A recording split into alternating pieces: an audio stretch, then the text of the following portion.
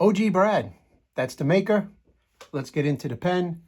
It is a brass pen coming in at 5.5 inches long with a diameter at the body of 0.36 inches. And over here at the ringed grip, the grip is 0.36 inches. The body, smooth body here, 0.31 inches. This has a weight of 34.5 grams. And it is sold as a blem. So there was some kind of issue during the process and he wasn't completely satisfied with it. So he sold them as blems. And I think there was others that were maybe super blems. What does that mean for the user here? Maybe it has to do with the thread. I do find these threads to be very tight.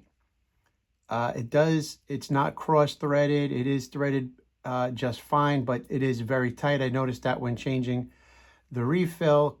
It does not come with a refill. It is made for a Pilot G2.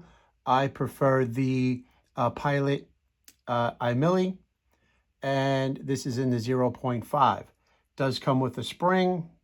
It also comes with a spacer if you wanted to use a Parker refill, but I prefer this one. And again, there is a little bit of sticking with the thread. A few revolutions in, gets very tight, then seems to work itself past it, and then gets all the way screwed down. There were two options for the bolt handle.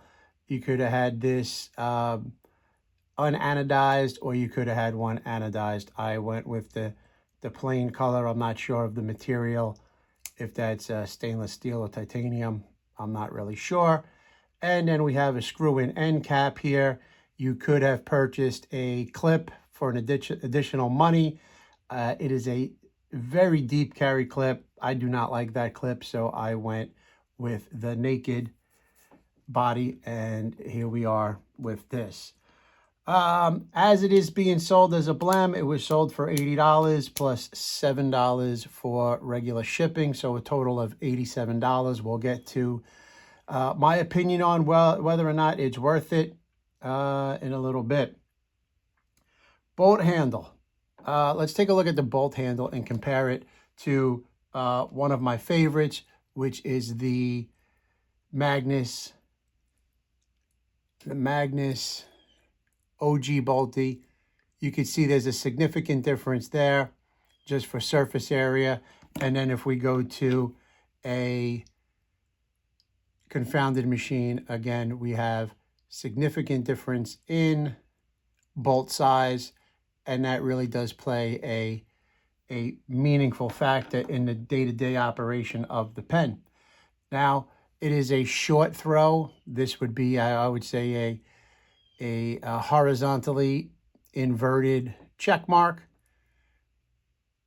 I do like that, and I do like that it's short.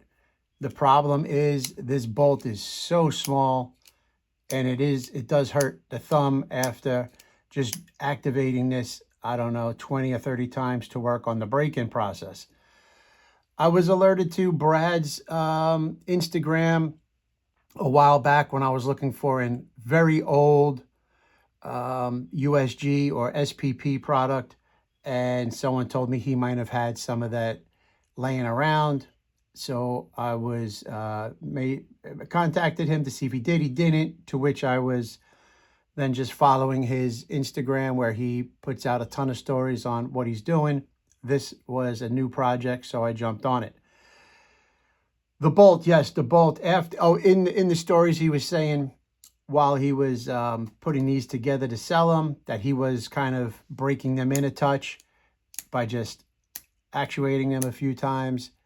But yes, it was still a little crunchy when I got it. It seemed to smooth out now that I've probably done this about 40 or 50 times. But in doing so, yes, it is really starting to hurt the thumb.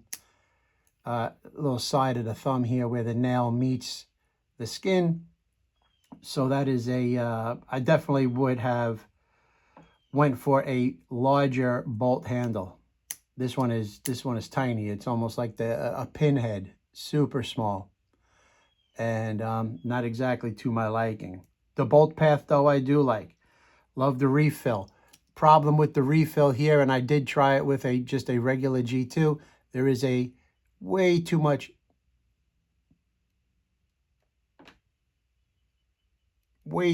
tip wiggle in that for me. You do not really notice it when you're writing, so I guess that's the most important thing. But the static tip wiggle is just a lot. Absolutely none in the confounded machine, and running a Monteverde P41, 0 in the Magnus. So this does have quite a bit. I don't know if that also is attributed to maybe why this is a blem or not. I did not reach out to him to ask him anything. Actually, I really don't know anything about him.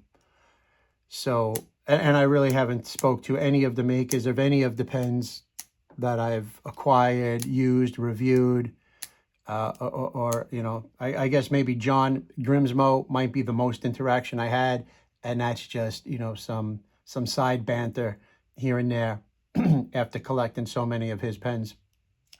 But that's it. And I don't get any insight or you know, behind the scene information. It just doesn't work like that anyway with me. I have not had any insight to anything special behind the scene or early advanced opportunity to use anything. Bought this off the website, live on the drop, and that was that. How does it feel in hand? It feels pretty good in hand. I would say the fit and the finish and the feel feels nice. Just writing these notes here, no issue. Material, brass, length, diameter, weight, sold as a blem. So, sold as a blem. Is it worth $87? I would say yes. I would say it is worth $87. It's on the cheaper end of the machined pens that I've probably covered on this channel, but a lot of them are also not worth what they're charging for them either. So there's probably a sweet spot somewhere between you know, $90 and $250 or something that, you know, I would say carry a worthwhile price tag. This one does. This feels great. I'm not a huge brass fan. If it was titanium, I'd probably be a huge proponent of it. The aluminum would be too light, in my opinion. I did, just in commenting on one of his stories, he asked what would be next. I asked him if there was any zirconium in the future. He said no. I asked him if there was a pencil variant that could be used. He said he did do pencils in the past, but there would be no pencil in the future that he right now is speaking of. So the tip wiggle for me is a huge downside, and the bolt also being so small, a huge down negative for me. This pen will probably make it to my office, and it will be a secondary, tertiary pen that I can keep in my office, throw it in my little office pen stand, and not probably going to be an everyday carry, one that I reach for or carry in my pocket.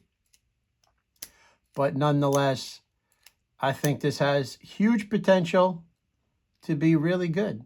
I mean, it is really good as is. It's just not, you know, to me, I need a bigger bolt. This thing is just tiny. Maybe for some, a different clip or a clip. For me, neither option would really work.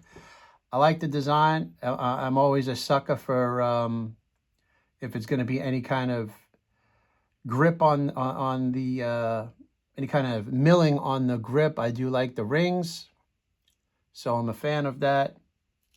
And for the price, I think it's worth it. And I don't think if these were not blems, he was going to charge much more, maybe $10 more. So still under $100, puts it right in line with probably the greatest pen ever made for $100, and that's the Aerocrafted capped contrail pen. Under $100, I don't think there'd be a pen that could beat that. But OG Brad doing good work. Go follow him on Instagram, give him a support. And if you like this one, maybe he'll have something in the future that you could grab. I already see a lot of these hitting the secondary market. So for whatever reason, I didn't inquire to why. I've already saw a handful that just got delivered getting the old catch and release.